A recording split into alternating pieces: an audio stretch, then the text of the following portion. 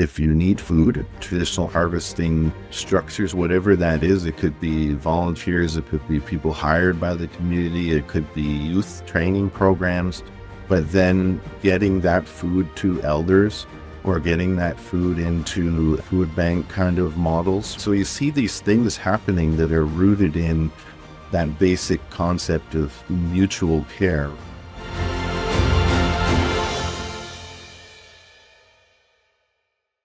Hi, welcome to the Zero Hunger Project. I'm Sumen, I'm Stacia. and today we are continuing a very important conversation with Dr. Joseph LeBlanc.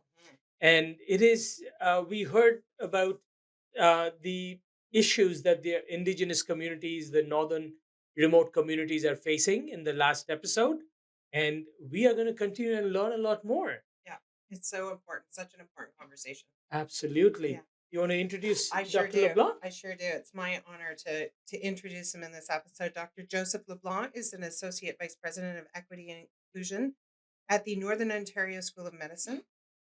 He's a vice president of social accountability at the Association of Faculties of Medicine in Canada.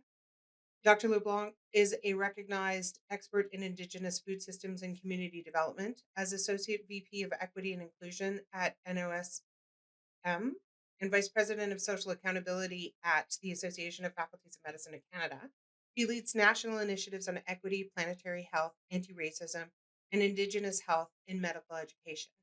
Dr. LeBlanc holds a PhD in forest sciences from Lakehead University and has received several awards, including a top 20 under 40 from Northwestern Ontario Visionary Award. So, Dr. LeBlanc, welcome back to this conversation. We are ready to dive into more of the knowledge that you have, and let's learn some more. How do you think we're doing in Ontario and in Canada? If there was a report card, what grade would you give us?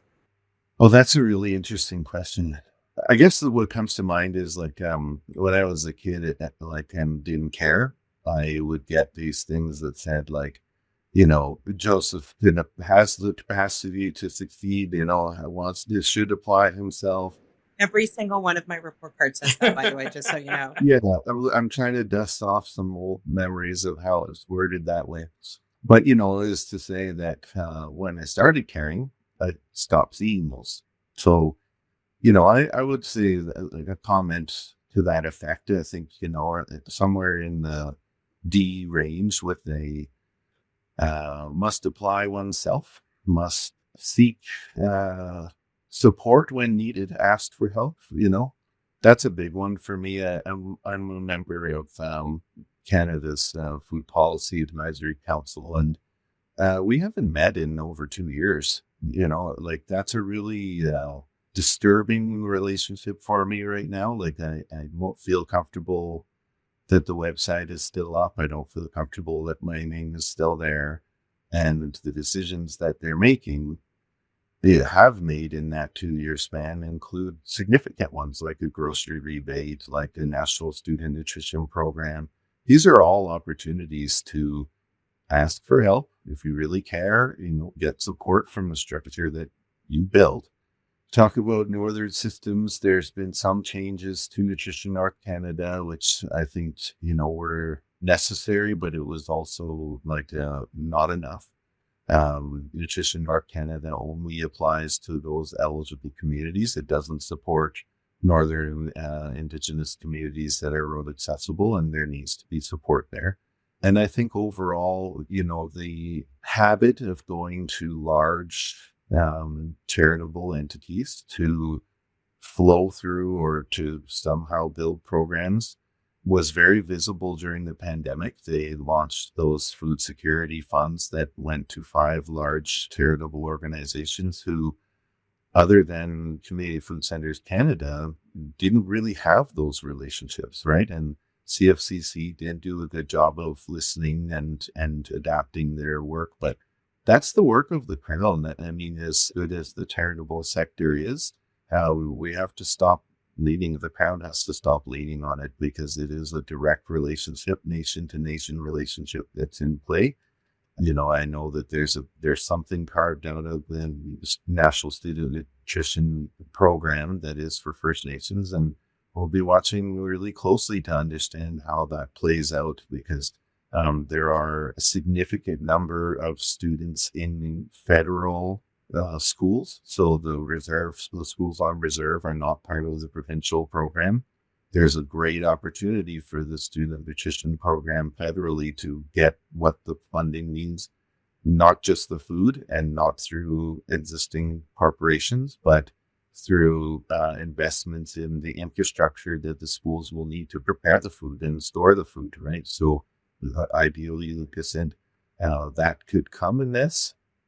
Room for improvement. I was just about to say massive room for improvement would be what was written in the comment section of this report card. Exactly. So I mean, they could go on a little bit, but I'm rethinking the D a little bit. Is maybe like give them a 48 and ask for a conversation on how they can get the markup a bit. You know a lot more about different remote communities around the world that's kind of facing similar challenges that we face here.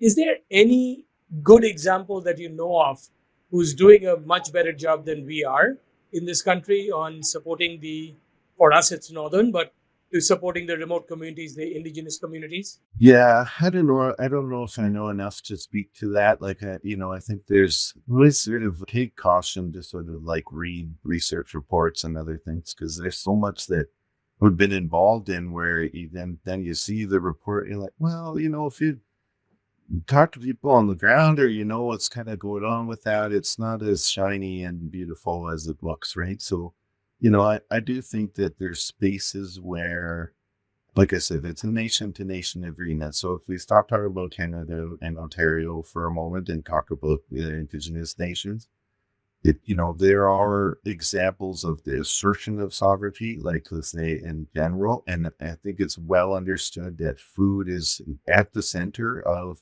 the overall concept of sovereignty in the household and in the community level. So, I think looking at some of those things, Dagegi Zagabra is an example of something that emerged and to support Indigenous households' food sovereignty.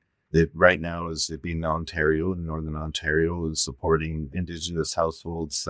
It did $1,000 in an urban setting and up to $2,000 in the remote setting to support their sovereignty. And when that started, there's nothing like that. There's no, again, to this side of it, there's no government funding stream that's supporting a household to build its sovereignty. You can get grants to support your farm and to modernize your infrastructure and to employ more people, or maybe through Trillium to start a community garden with X number of volunteers. But a micro grant to a household to say, fix up a tap and build a chicken coop, buy a gun and get, these are hurdles that need to be overcome that are then empowering to express sovereignty. So when we talk about zero hunger globally, especially with the SDGs, we cannot attain zero hunger if we are not working closely with the indigenous communities and the remote communities. Anybody would know that, even my 9-year-old would say the same. But is there a message that you have that you would like to tell either the United Nations or the FAO on what steps do they need to take to achieve zero hunger, especially in the remote communities? Yeah, it's interesting because I think there is that accountability piece, around the special rapporteurs and those kinds of things. I think there is a lot of hope when the visits happen, and of course, we rally around trying to get the right information to them. It's that sort of like ongoing pressure, I think, internationally to understand that, colonialism is not done in Canada. It's still actively occurring.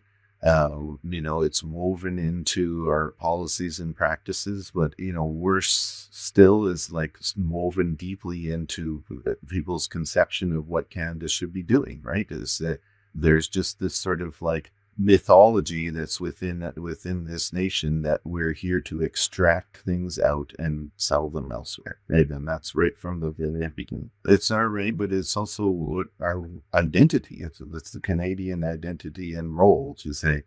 And I think, there is a global conversation around colonialism that needs to occur, in that way. And it's not just us that needs to fix our relationship with our mother and figure out how we are able to sustain this life. Otherwise, she's going to shake us off at some point and they'll go back to being well without us. And she is well within her right to do that, by the way. I'd like the official record to reflect that she's well within her right to do that. I am interested to know what you would say to the average person walking around an urban center who probably doesn't have any idea of the complexity of this problem. Yeah, it's a really interesting question because like I think that like you mentioned, Suan, like the photo of like what it would cost you to pay, right? Like people are very self-focused, and if it doesn't relate to their life, like why would I vote for it? Why would I care? Why would I donate to it? Why would I? And so I think that sort of like realization and fear that came during the pandemic that was like, well, what if you can't get basic supplies? What if they're not at Costco and the grocery store? Well, that's the daily experience in northern and remote communities. So having to know the systems of how to get things to you rather than just being a consumer is a necessity in operating in a food sovereign environment, right? So yeah, I mean, some questions around that just to kind of, I guess, bring it to their core a little bit, rather than their just them angry. Yeah, I mean, we were talking to another guest and they mentioned, I think the statistic was 4 days. If the borders were to shut down and everything were closed, how long would Toronto survive, for example? Wasn't that right? He Yeah. said, I think it was 4 days. That is a daily occurrence in this country up north. Right? There is a very regular inaccessibility to clean water, edible food, sustainability in that regard. And if you were to broach that with the average person at a grocery store in Yorkville, They won't really relate to it. no. No.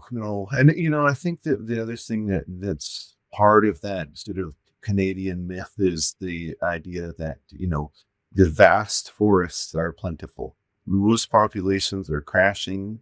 They're like caribou have been completely extirpated into the north in Ontario.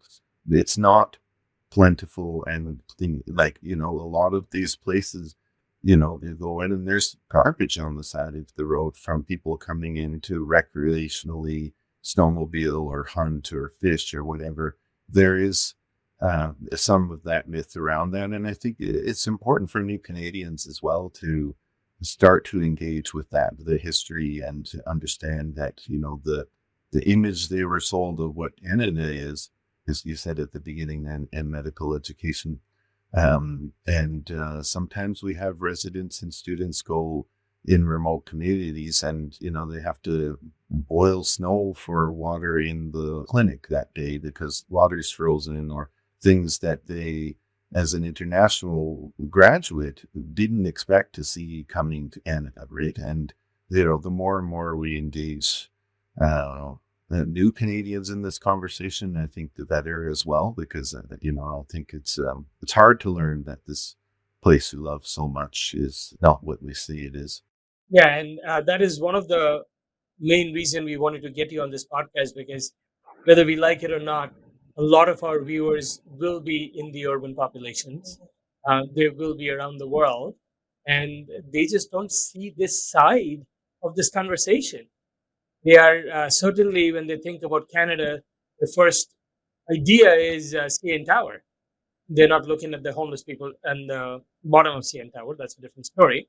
But certainly are not seeing what our Indigenous communities and northern communities are really facing. So it's really heartbroken. I'm glad you're bringing this conversation to life, and it's so important for our viewers to listen to this and see what we can do to support, even if it is having a conversation with the elected officials or the candidates running for public office coming to your door. So there's certainly you can do something about it. And I have a couple of questions. Pie in the sky, best case scenario for you looks like what? That's a good question. I mean, I'll go back to that, expand on that 10-second answer, is that, I think natural resource management, as it's sort of like constructed now, being reoriented from that extractive role to management for the communities that are interdependent with the forest, right? Like, this is a major shift in, and we've touched on it in this conversation. The philosophy of Tetras Canada's economy is to say, are we here to build wealth elsewhere, or are we here to build wealth here? And that's a change in the orientation of forest management. So I like the idea of community-based forest management. I like, there are examples in the world of forest food basket kind of constructs. And if we did that, we wouldn't be excluding the extraction of timber, but we would be rethinking and revaluing the extraction of timber. So there are sustainable ways that those, lots could be auctioned or whatever it is.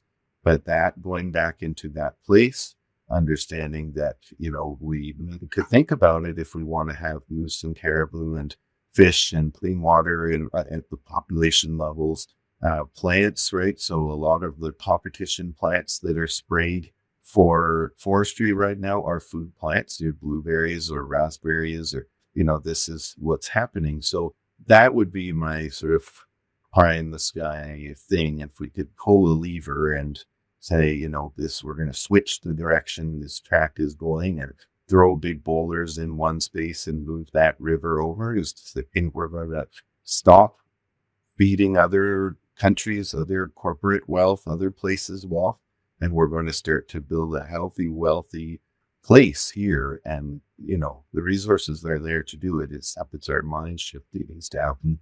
What's the one question about all of this that nobody ever asked you that you wish they would? I guess like a shyness or like an uncomfortableness to the conversation around capitalism and the conversation around like corporate entities that are really, like I said before, controlling that food system, not the whole food system. They do have implications because, if you want to buy gill nets or you want to buy fishing lures or other things, if they don't sell it, then you have to figure out other ways to get it there. But, I think those important conversations it needs to happen. And there's a great book called Plundering the North that some colleagues of mine put out a year or so ago, Charles Hay and Kristen Burnett. I think that like they've asked the question that is not necessarily being asked. And I think, overall, it's a sort of a how did we get here kind of question. Absolutely. I think, it is quite obvious to me and everybody listening with this conversation too, that there are many things here in the urban population we take things for granted, and that is not for granted with our Indigenous communities and our northern communities, which is unfortunate. Yeah. It is heartbreaking. And I would also say to you that I have a lot of admiration for the patience and the softness that you seem to carry in your heart with this problem. And it's possibly self-indulgent of me to want to stand up and scream at everybody when I listen to these things, because that's not going to achieve anything. And it comes from a place of enormous privilege. I know that.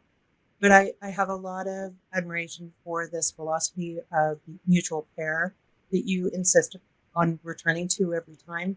And that has to do with your culture. And I think it probably has to do with your disposition as a person on this planet. I have a lot of admiration for the work that you're doing and the struggle that you're in. And I really hope that these types of conversations are going to bring those ideas to people who would not have been touched by that, which for me is the main goal of having this podcast and having these conversations. Absolutely. I have a lot of gratitude. Well, thank you very much. I really appreciate the space to have this conversation. I think it's a critical one. And as we've touched on, there's a lot to unpack, and you can go down into these sort of pathways. But overall, I think it's a basic sort of care piece, like you said. I think we have to find a way to get to that place of, if you were in this space and time, to care for each other. And if we're debating that at this level or not, in the case of the Food Sovereignty Advisory Group, we're setting ourselves up for failure. So good. Thank you for opening up this dialogue. Thank you. We're so pleased that you were able to join us today. We really appreciate your time. Exactly. And to our viewers, for me, I think there are many takeaways, but one of the takeaways that I take away from this is certainly it is a political will. Yeah. And we need to all work together, and it is not our problem. That is not the attitude where we can live with, because it is our problem, it is our country, and it is our world, because we see this around the world with indigenous populations and with remote populations, that we care less. So certainly, please, if you are able to, wherever you are, look up and help. Yeah. Help in any way you can. Yeah.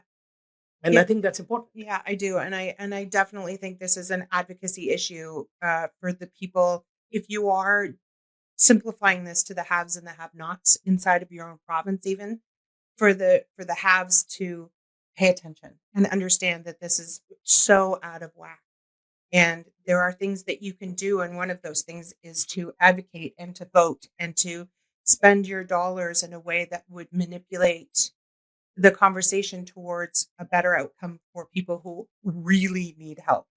Absolutely. And with the SDGs, as we say, no one left behind. Yeah, that means no one. Exactly. However, we are leaving a big population behind. And it's untenable and it needs to be fixed. Absolutely. Yeah. So thank you so much for listening. Thank you so much for joining. Dr. LeBlanc, thank you so much for coming and having this conversation. We really appreciate you and the work you have been doing for so many years.